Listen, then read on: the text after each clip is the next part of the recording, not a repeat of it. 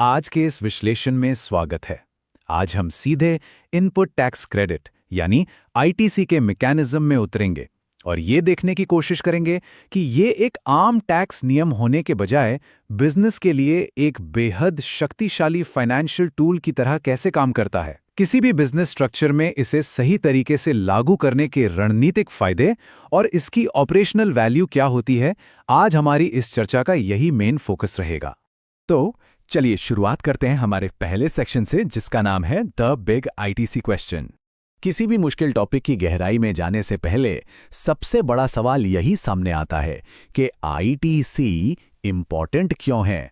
और सच कहा जाए तो यह सिर्फ एक सवाल नहीं है, बल्कि वो मास्टर की है जो इस पूरे सिस्टम को खोलती है।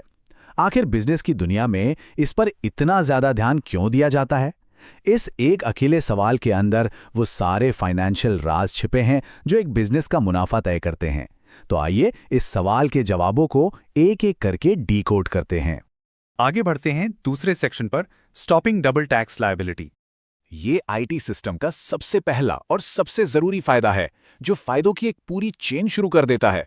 अगर इन दोनों सिचुएशंस को कंपेयर किया जाए तो बिना आईटीसी वाले सिस्टम में हर स्टेज पर पूरा जीएसटी देना पड़ता है, मतलब टैक्स के ऊपर टैक्स लगना, जिसे डबल टैक्सेशन भी कहते हैं, एक तरह से बिना बात का बोझ। लेकिन जैसे ही आईटीसी सिस्टम में आते हैं तो पता चलता है कि खरीदारी पर दिया गया जीएसटी आगे चलकर एडजस्ट हो जाता है।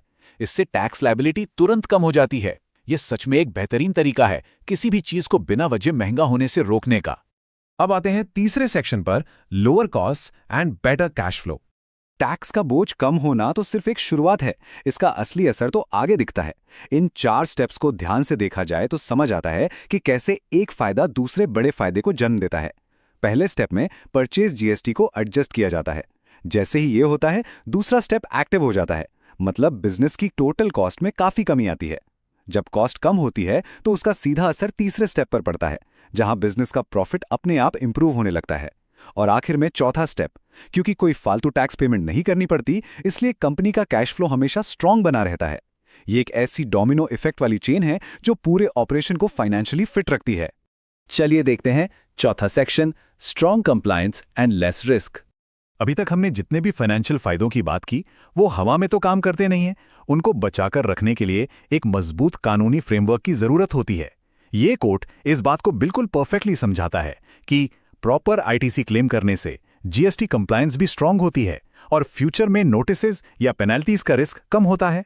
सीधी सी बात है, सही तरह से लिया गया इनपुट टैक्स क्रेडिट सिर्फ पैसे बचाने का जरिया नहीं है, बल्कि एक ढाल की तरह काम करता है जो आगे चलकर किसी भी कानूनी झंझट, नोटिस या जुर्माने के रिस्क को एकदम खत्म कर देता है।